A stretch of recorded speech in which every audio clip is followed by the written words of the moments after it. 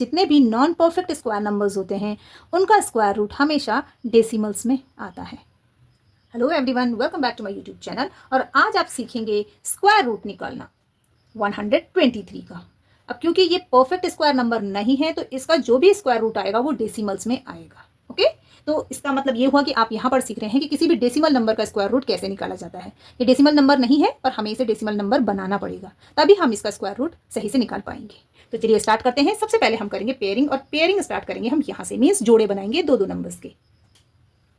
So first pair ये बन जाएगा 2 नंबर का, और सेकंड पेयर बनेगा ये 1। अब इसके बाद हमें क्या करना है, यहाँ पर हमें एक ऐसा नंबर लिखना है जिसे हम कोशंट में भी लिखेंगे, और इन दोनों का मल्टीप्लिकेशन या तो 1 आना चाहिए या इससे छोटा आना चाहिए। तो हम क्या लिखेंगे, 1 लिखेंगे। ओके, आप जानते हैं 1 का 1 से मल्टीप्लिकेशन 1 आता है, 1 1 जार 1, और यहां पर करेंगे हम सब्ट्रैक्शन। 1 में से 1 सब्ट्रैक्ट होगा तो 0 आएगा।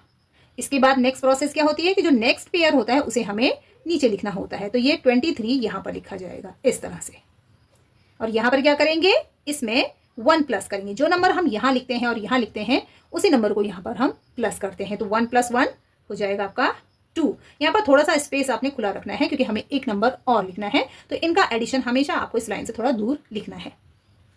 अब यहाँ पर हमें फिर से एक नंबर लिखना है जिसे हम कोशंट में भी लिखेंगे यहाँ पे, और इस नंबर का इस सिंगल नंबर से मल्टीप्लिकेशन 23 या उससे छोटा आना चाहिए। तो हम कौन सा नंबर लिखेंगे, देखिए ये है 2, और इसके आगे एक नंबर हम लिखते हैं तो ये बन जाएगा 21। 1 यहाँ लिखा तो यहाँ भी लिखेंगे 1। 21 1 जार 21, बिल्कुल सही है। अगर हम 2 लिखते तो ये मल्टीप्लिकेशन 23 से बड़ा हो जाता है, इसलिए हम यहाँ पर 1 लिखेंगे। ये आपने सोचना है। अब यहाँ पर हम सब्ट्रैक्शन करेंगे। सो 23 में से 21 को सब्ट्रैक्ट करेंगे तो कितना आता है, 2। अब क्योंकि ये परफेक्ट स्क्वायर नंबर नहीं है तो हम इसे यहीं पे नहीं छोड़ेंगे। ओके, हम इस प्रोसेस को आगे फॉलो करेंगे। तो उसके लिए हमें क्या चाहिए, हमें यहाँ पर 2 नंबर और चाहिए, लेकिन यहाँ पर तो हमारे पास कोई नंबर है ही नहीं। तो हम क्या करेंगे, यहाँ पर एक डेसिमल लगाएंगे और 2 0 यहाँ पर बढ़ा देंगे, क्योंकि हमें पेयर्स में चाहिए तो इसलिए हम 2 0 यहाँ पर लिखेंगे। ओके, अब ये दोनों के दोनों 0 रूल्स के अकॉर्डिंग यहाँ पर 2 के सामने हम लिखेंगे, ये नीचे आ जाएंगे, और इसके सामने हम ये 2 0 लिख देंगे। यहाँ पर भी वही प्रोसेस फॉलो करेंगे। हमने 1 लिखा था तो हम इस नंबर में 1 को प्लस करेंगे। ओके, जो हम नया नंबर यहाँ लिखते हैं और कोशंट में लिखते हैं उसी नंबर को हम प्लस करते हैं। आप यहाँ पर 21 को 21 से प्लस नहीं करेंगे। सो 1 + 1 2, लाइन से थोड़ा दूर लिखेंगे, और ये 2 एज इट इज आ जाएगा। तो ये बन गया यहाँ पर 22, लेकिन हमें एक नंबर और लिखना है और वही हम यहाँ पर भी लिखेंगे। ओके, अब यहाँ पर हमने जीरोस डाउन किए हैं, लेकिन ये जो बीच में डेसिमल है ये डेसिमल कोशंट में जाता है। ओके, तो ये चला जाएगा यहाँ पर डेसिमल।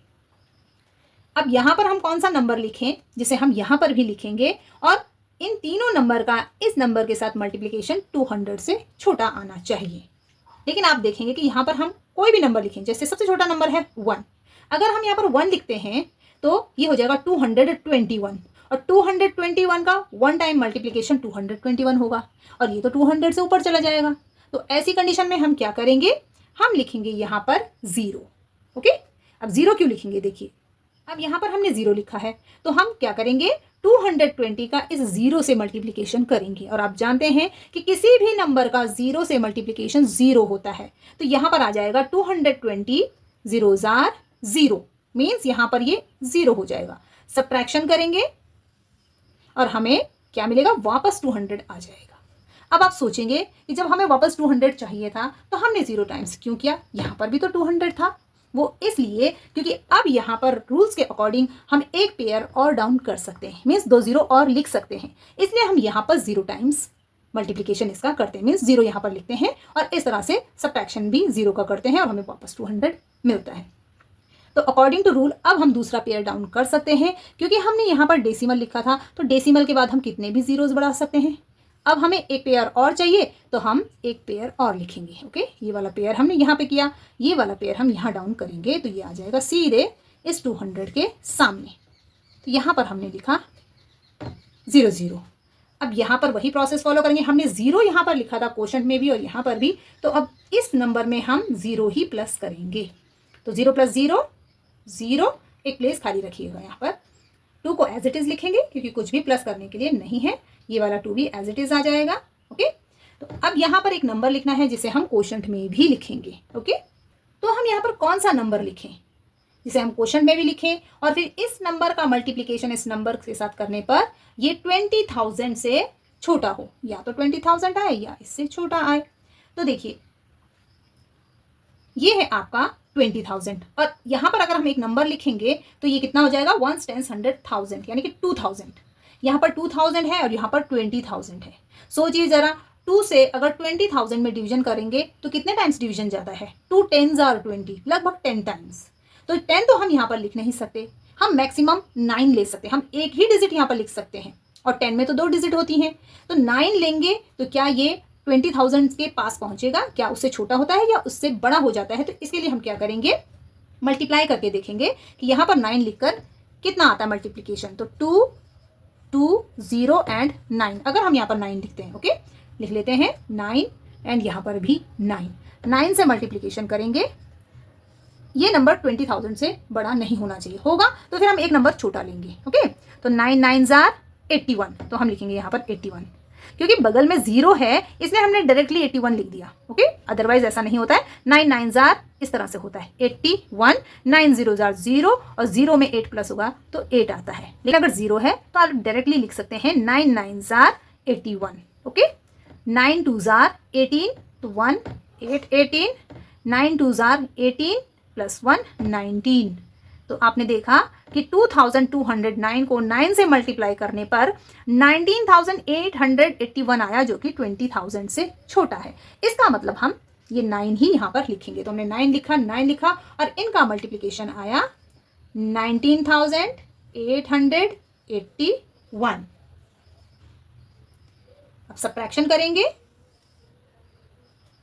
तो 2000 में से 19,881 सब्ट्रैक्ट होता है तो कितना आएगा? देखिए 10 में से 1 गया 9 बन जाएगा, 9 में से 8 गया तो 1, ये भी 9 होगा, 9 में से 8 गया तो 1 और ये भी 9 बन जाएगा, तो 9 में से 9 गया 0 एंड ये 2 का 1 बन जाएगा, 1 में से 1 गया तो 0। ओके, आप सब्ट्रैक्शन अलग से कर सकते हैं यहाँ से बोरोइंग करके। तो ये आ गया इसका रिमाइंडर। और इस तरह से 123 का जो स्क्वायर रूट आया वो डेसिमल के 2 प्लेसेस तक आया 11.09। सो हम लिख सकते हैं square root of 123 is equal to 11.09। ये क्वेश्चन बहुत अच्छा है। ये आपको सिखाता है कि जितने भी नॉन परफेक्ट स्क्वायर नंबर्स होते हैं उनका स्क्वायर रूट हमेशा डेसिमल्स में आता है। और अगर आपको स्क्वायर रूट डेसिमल के 3 प्लेसेस तक चाहिए तो इसी प्रोसेस को हम फॉलो करेंगे। एक पेयर और लिखेंगे, उसे डाउन करेंगे और इसी तरह से हम आगे नोट करेंगे तो हमें 3 प्लेसेस तक इसका स्क्वायर रूट मिल जाएगा। तो मैंने यहाँ पर सिर्फ 2 प्लेसेस तक लिखा है। अगर वीडियो आपको समझ में आया हो तो इसे लाइक और शेयर ज़रूर करें और मेरे चैनल को सब्सक्राइब करें। Thank you.